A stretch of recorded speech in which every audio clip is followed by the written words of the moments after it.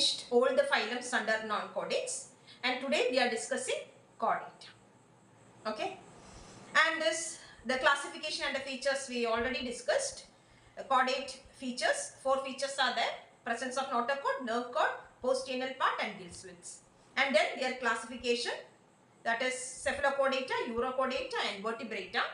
And this vertebrata includes 2 different groups, agnathans as well as gnathostomes. Okay, and this agnathans includes the class cyclostomes, and gnathostomes includes what? Pisces and tetrapods.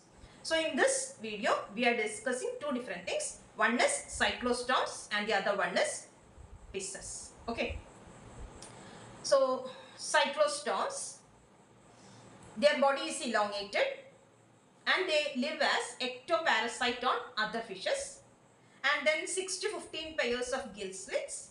Then this mouth is sucking and circular type. Then all these things, that is scales, jaws and paired fins are absent. And then the circulatory system is closed. Then cranium and vertebral column, this is not bony in nature, instead it is more cartilaginous. Okay, and then the organism is marine, or the adults are seen in marine environment, but during spawning time, spawning means what? Egg laying time, they migrate to fresh water, okay, to lay eggs. And then the egg hatches into larvae and the larvae return to ocean. Clear? And this type of migration, that is migration from marine environment to freshwater, is called as anadromous migration. Another type is also there, catadromous migration, where the migration from freshwater to marine environment. Okay, so this anadromous migration is shown by cyclostomes, and salmon also another example, and the catadromous migration, it is shown by eels. Okay, and then example, petromyzon or lamprey, then mixin or hagfish.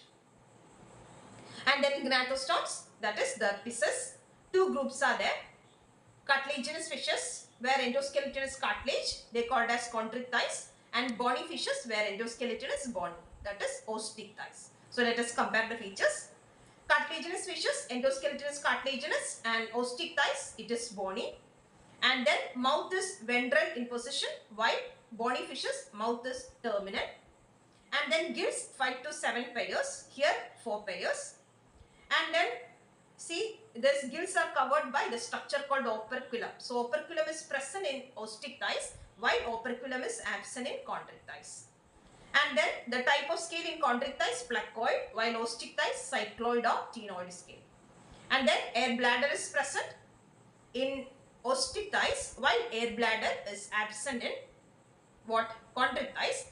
So the organism, so the fish need to swim continuously to maintain buoyancy. Okay, so air bladder is a structure that provide buoyancy. Since this is absent in cartilaginous fish, they need to swim continuously, but this is present in bony fishes.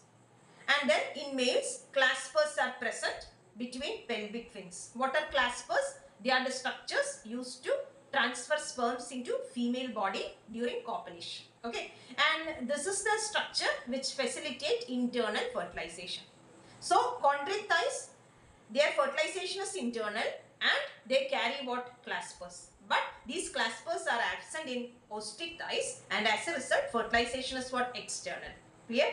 And then chondrichthyes viviparous, while osteichthyes oviparous, and in both cases development is direct without larval stage. Okay, so this is about the features of pisces, chondrichthyes and osteichthyes.